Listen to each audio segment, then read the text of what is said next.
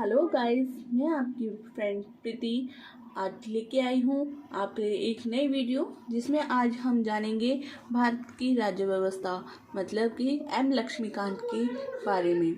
M Laxmikant में हमें कौन कौन से चैप्टर किस टाइप से पढ़ने हैं, कैसे हमें फ्लो बनाना है इसमें, वो सब आज हम इसमें सीखेंगे। हमें कौन से चैप्टर पहले पढ़ने हैं, कौन से बाद में, आज इन सब के बारे में हम देखेंगे। ओके इससे पहले भी मैं आपके लिए एक वीडियो लेके आई थी आधुनिक भारत का इतिहास, स्पेक्ट्रम की बुक। उसके बारे में मैंने आपको बताया था कि हमें किस टाइप से चैप्टर को पढ़ना चाहिए, कौन कौन से चैप्टर हमें पहले पढ़ने हैं और कौन कौन से बाद में पढ़ने हैं, जिससे कि एक फ्लो बने, जिससे हमें इजी समझ में आए, हमारे माइंड में इजी एक स्टोरी की तरह हर एक चैप्टर अच्छे से बैठ जाए। तो आज हम बात करेंगे लक्ष्मीकांत के बारे में। तो आज हम बात कर रहे हैं लक्ष्मीकांत के बारे में। लक्ष्मीकांत जिसे हम यूपीएससी की गीता भी कह सकते हैं, क्योंकि इसके बिना एग्ज़ाम देना इम्पॉसिबल सा है, क्योंकि इससे हमें ये हमारा मतलब एक गीता की तरह है। इसे पढ़ना हमारे लिए बहुत ज़्यादा ज़रूरी है यूपीएससी के लिए। तो ये सबसे अच्छी बुक्स है और ये हर एस्पिरेंट इसे पढ़ता ही है। तो आज चलो मैं बताती हूँ कि इसके हमें चैप्टर कैसे कैसे पढ़ने हैं, कौन सा चैप्टर पहले पढ़ना कौन सा बाद में पढ़ना है, जिससे कि हमें एक फ्लो मिले, जिससे हम इजी समझ सकें इस बुक्स को। और इसे पढ़ने से हमें बहुत जानकारी मिलने वाली है। तो मैं चाहती हूँ कि आप एक फ़्लो में पढ़ें, ताकि आपको 2 रीडिंग में ही इस बुक्स के बारे में बहुत सारी जानकारी मिल जाए। ठीक है, तो आओ हम स्टार्ट करते हैं। इसमें हमें चैप्टर नंबर 3, 4 एंड 5 पहले पढ़ना है फर्स्ट उसमें स्लॉट में, और सेकंड स्लॉट में हमें पढ़ना है चैप्टर नंबर 7, 8, 9, 10, 11। और याद रखिएगा दोस्तों कि जब हम चैप्टर्स पढ़ रहे हैं तो हम इसकी फर्स्ट स्लॉट को कंप्लीट करें। इसकी 2 से 3 रीडिंग हम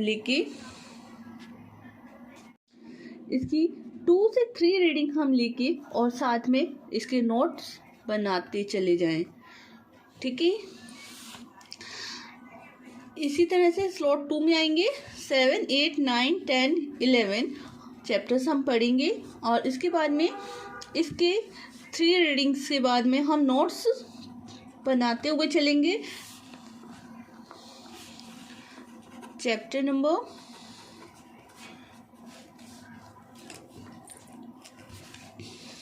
12 एंड 13 और डीपली पढ़ना है इस चैप्टर्स को हमें।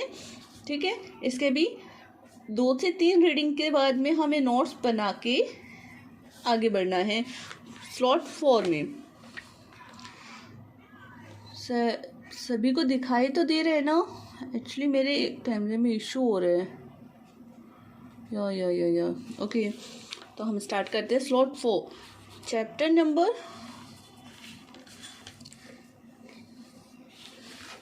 17, 16, 30, 18, 19 के बाद आएगा 31, 20।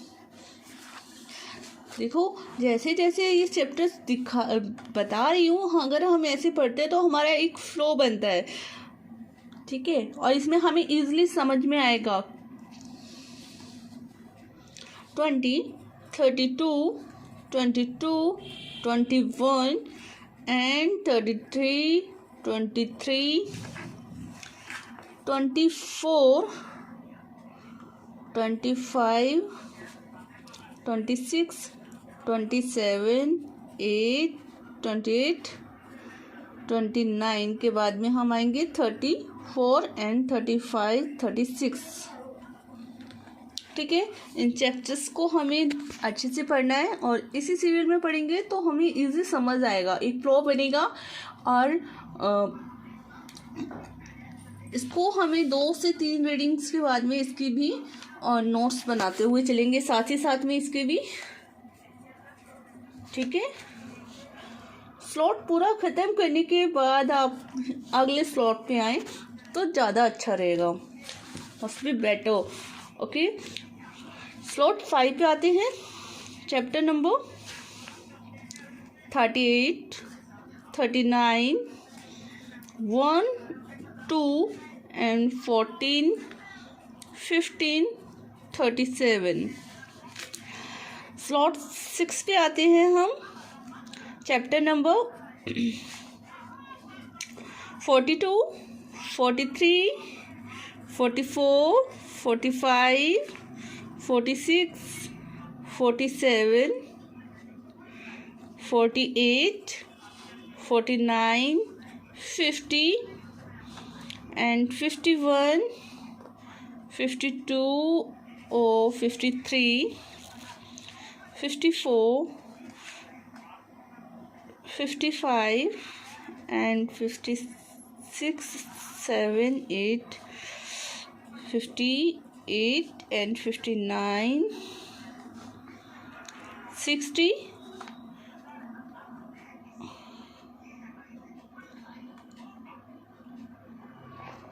60, ठीक है। अब इसकी भी हमें अच्छे से रीडिंग करके, और इसकी रीडिंग हमें कम से कम 5 टाइम करनी ही होगी, ठीक है। उसके बाद में हम इसके भी नोट्स बना लेंगे।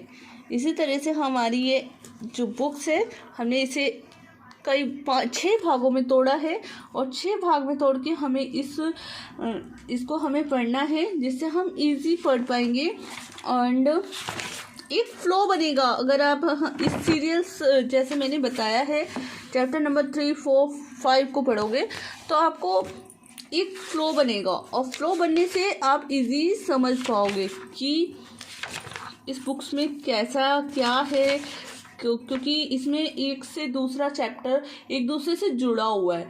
तो अगर हम ऐसे पढ़ेंगे तो हमें इजी समझ आएगा। जैसे कि अब इसमें बताया हमने पढ़ना है चैप्टर नंबर 3, संविधान की प्रमुख विशेषताएं, ठीक है। चैप्टर नंबर 4, संविधान की प्रस्तावना आ गई। उसके बाद में संघ एवं इसका क्षेत्र, ठीक है। ये तीनों चैप्टर हम एक साथ पढ़ेंगे तो हमें संविधान के बारे में तीनों जानकारी हो गई, ठीक है। उसके बाद में हमारा चैप्टर नागरिकता आता है, सिटीजनशिप आता है, ठीक है। बट हमने स्लॉट नंबर 2 में 7 चैप्टर को रखा है, फंडामेंटल राइट्स को, ठीक है। तो फंडामेंटल राइट्स आ गए, राज्य नीति निर्देशक आ गए, मूल कर्तव्य आ गए। इन सब के बारे में हम एक साथ पढ़ेंगे तो हमें इजी समझ में आएगा, और सब कुछ एक फ्लो में चलेगा। फ्लो में चलने से, जैसे आप भी जानते हो कि अगर हम मूवी देखते तो एक फ्लो में चलती है वो, तो हमें इजी माइंड में बैठ जाती है। उसी टाइप से अगर हम इस टाइप से पढ़ते हैं तो ये हमारे माइंड में एक मूवी की तरह क्रिएट होगा और इजी समझ में आएगा।